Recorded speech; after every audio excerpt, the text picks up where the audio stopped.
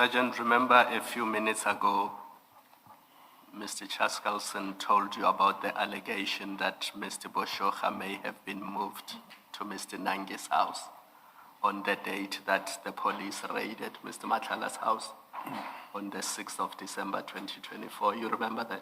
That's correct, Commissioner. Yes. One of the allegations, or maybe I should say it's a suspicion and not put it higher than that, based on the evidence that we have heard in this commission, there is a suspicion that on the day, the 6th of December 2024, Mr. Matlala was tipped off by somebody within SAPS that GCI Ops will be raiding his home. And there is a suspicion that you or somebody else may have tipped him off. And I want to give you the opportunity to respond to that. Did you tip off Mr. Matlala that police are coming to his house? No. But we've seen from the chats that the day before, on the 5th and the 4th of December, you were in constant contact with Mr. Matlala. I counted about four phone calls the day before they raided his house. What were you talking to Mr. Matlala about the day before and I think on the day that his house was raided on the 6th of December 2024? Do you remember? Very clear, Yes. Commissioners. Okay. Firstly, to explain further about my constant communication with Mr. Matlala on that particular days, I remember very clear. It was the 4th, 5, 6, 7. There was a kidnapping, Commissioners, in Copperleaf of ABD, can I not mention maybe? But there was a kidnapping of a child there and his mother. I was phoned by the complainant together with my unregistered informant. They gave me a pin. Quickly respond. I went there on that particular scene of crime. So as the scene was processed, the investigation carried on, where we received, or I received an information that the victims are kept in Atteridgeville. I immediately contacted General CB. I said, hey, there is this case here.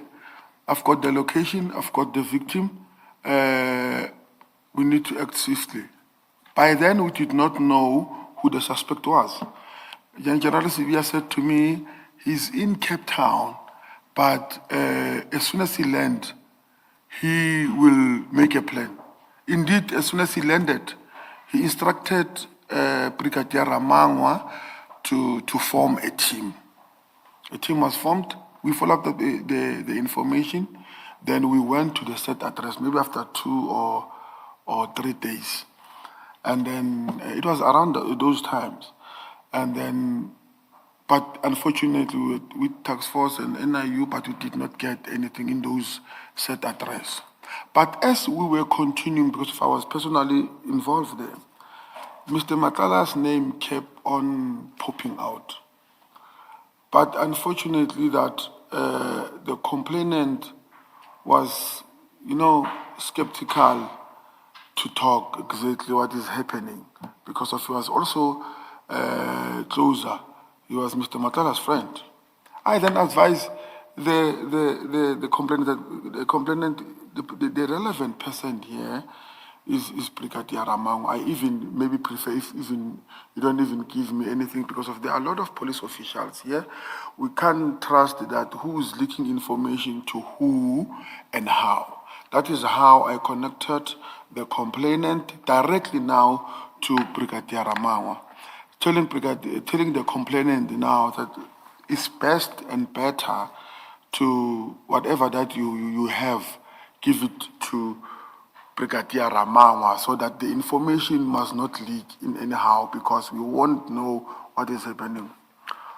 On the same breath, Commissioner, I've informed Mr. General Sibiya that his name keep on popping. We need to move. Now we need to move on him. We must investigate further what is happening. I went again to inform Brigadier Ramango about that. Then Brigadier Ramango said, no, we are going to go and obtain the statements, and then we'll take it from there. Now, the issue of Jerry Boshoga pops in now. So, there was a team that was investigating this Jerry Boshoga issue and so forth.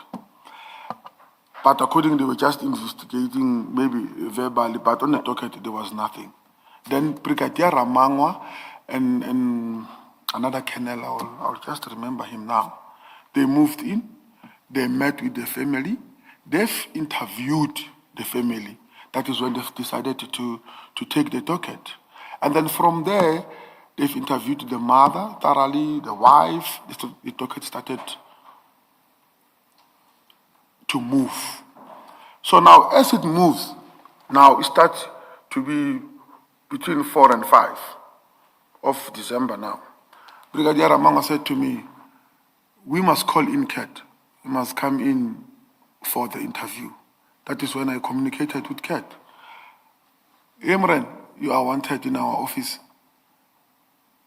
You need to be interviewed, Brigadier Ramanga, and this kind of, but I'll remember this Colonel Mashabel. They were having the docket. I said, come in, you need to be interviewed.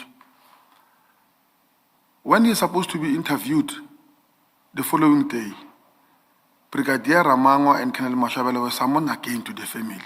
So the meeting had to be cancelled.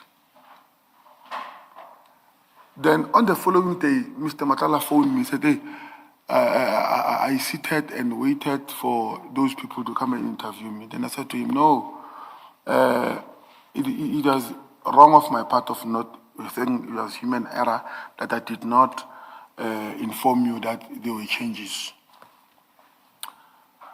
Then on the 6th, that day, Brigadier Ramangwa phones me. He said, tell Kat that we are waiting for him in the meeting. I said, but you've never made any appointment, maybe Scott. I said, no, tell him we don't need appointment, he must come here. So during my call with Mr. Matlala, I heard him. He said, hey, drop the phone. Task force is in my house. Task force is in my house. I'll come back to you. Then the phone went mute. Immediately, I called General CB and said, hey, I was talking to Kat, making an appointment for the following day. This is what he said. I phoned Brigadier Ramangwa, informing him that when you have tasked me, during my tasking, this is what I have encountered. That now is the 6th. And then after that, I'm putting it there. Now I'm coming back on the tip issue. The only reason that I've been communicating with Mr. Matlala on that day is those particular reasons, the cases. And then 2, I didn't know that there was another team that was investigating Mr. Matlala parallel. The people who were there is Special Task Force, and most of them is from KZN. I don't know anyone from KZN except General Mkwanazi, and Officer General Mkwanazi is not that low to tell me to defeat the ends of justice. So I put it there. Let me then ask you this question.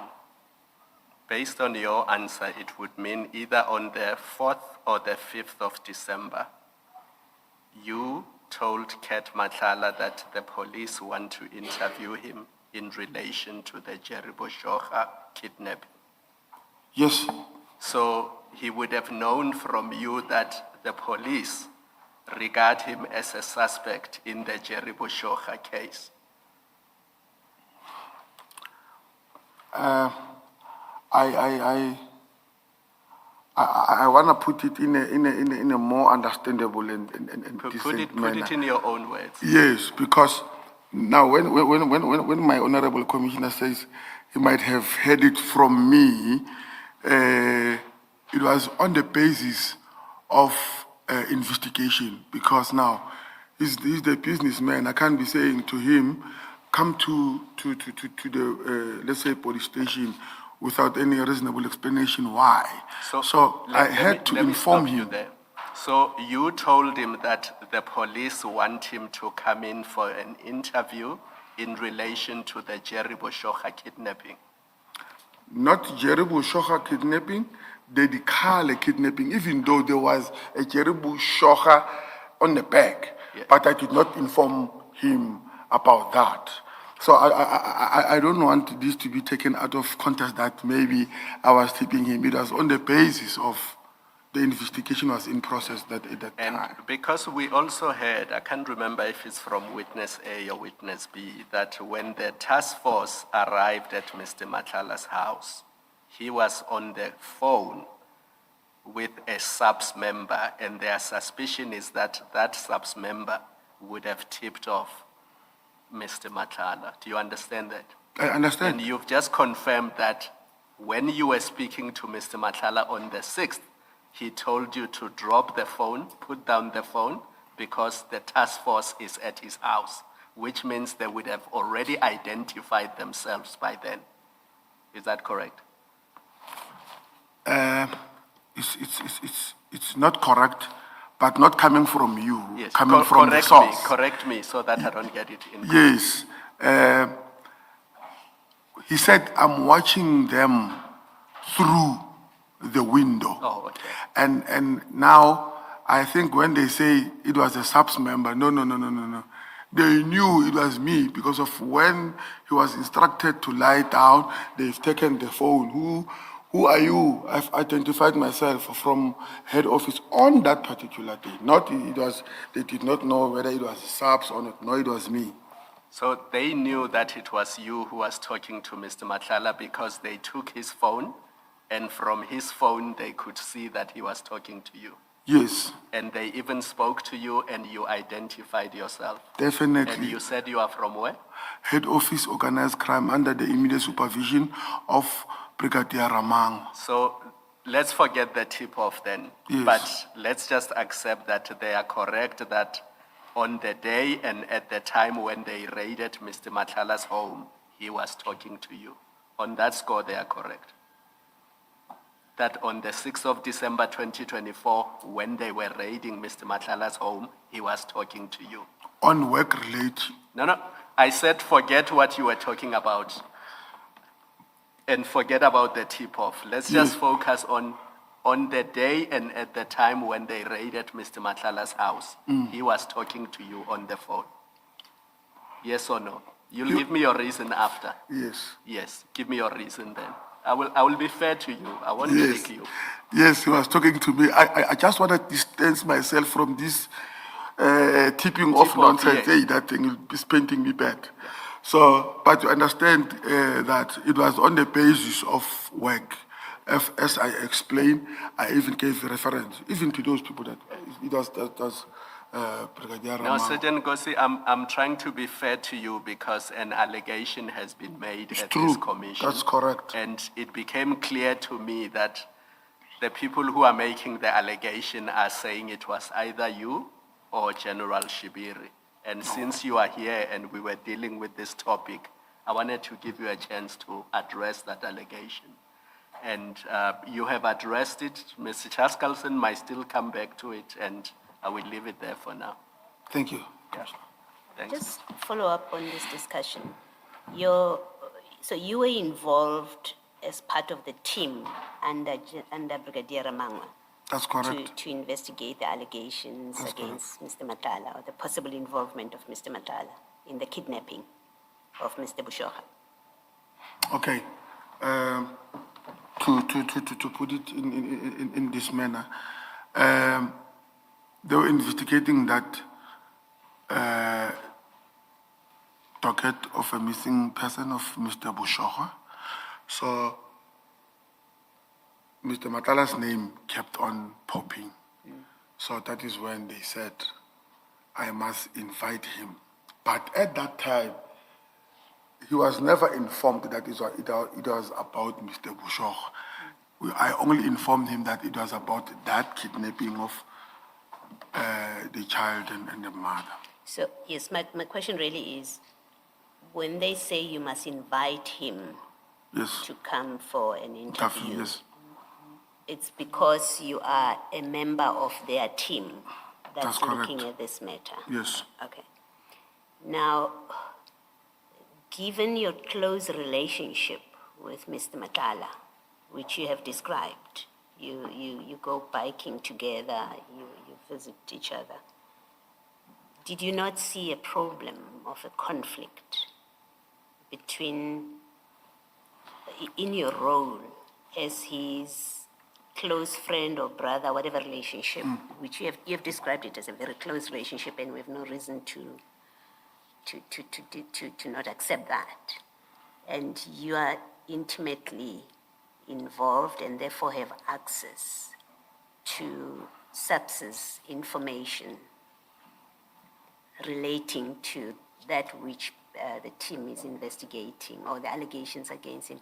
Did you not see the conflict position that you held, and therefore that it was inappropriate that you should be involved at all in investigations to do with Mr. Matlala? At that particular time, Commissioner, I was not directly involved. I would pop in and help because I was caught up there in Musina on another matter. So I did not see it as a conflict because of the docket carrier. It was Colonel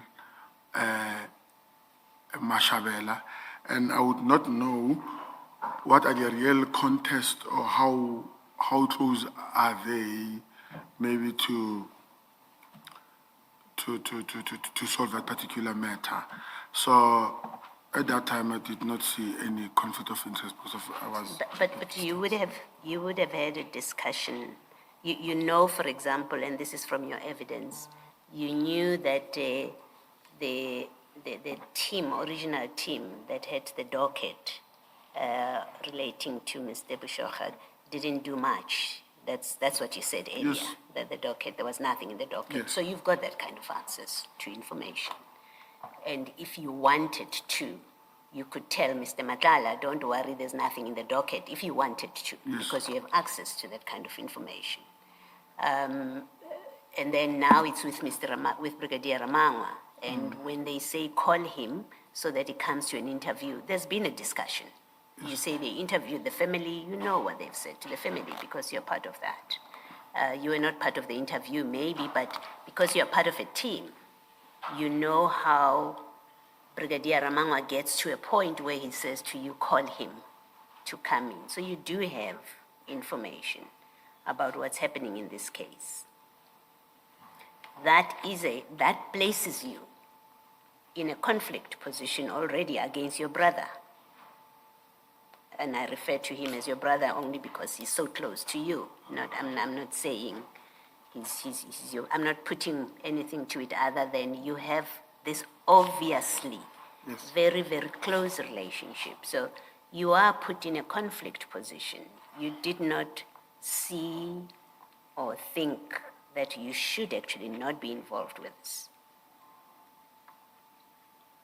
You didn't see the problem. I see the problem, and I would have seen it from day one, and I would have said, please excuse me from this investigation. I don't want to be involved, but you don't see that, is what I'm asking. Are you sure you did not see this conflict position? I did not. Okay. All right, thank you. And thank you on that. Let me ask you a question, follow-up, arising from what Mr. Cheskalson put to you earlier. He asked if you were aware of the allegation that on the day of the operation against Mr. Matlala at his house, the allegation is that by the time the police arrived, Mr. Bushokha had been moved to Mr. Nangi's house. You remember that you asked of that, and I think you said, yes, you are aware of the allegation being made. Now, we've had evidence from General Sinona that Mr. Nangi lived, I don't know if he still does, lived in the same complex, I think, or estate as Mr. Matlala. Do you know that to be a fact? It was about a discussion about why certain warnings about Mr. Nangi being released were sent to Mr. Matlala by General Sinona, and he said, I just wanted him to know that this dangerous person has been released because they live in the same neighborhood. I don't know. You don't know where Mr. Nangi lives? No. You know where Mr. Matlala lives? You must know. You have a very close relationship with him. You know, some relationships, they are very different. Is your answer that you don't know where Mr. Matlala lives? No, I'm trying to answer you to the best of my ability. No, you either know or you don't, Sergeant. You don't need to think hard. You don't need to think hard about it. No, I'm not thinking hard. The house that I know of Mr. Matlala is not a complex. It's a standalone house. Okay. So that is the reason I'm saying, I would say I don't know. You find out I know that standalone house. Okay. And I don't know, that is the So complex. you don't know that he has a house in midstream? No. Okay, thank you. Thank you. Thank you. Thank you, Mr. Shasta.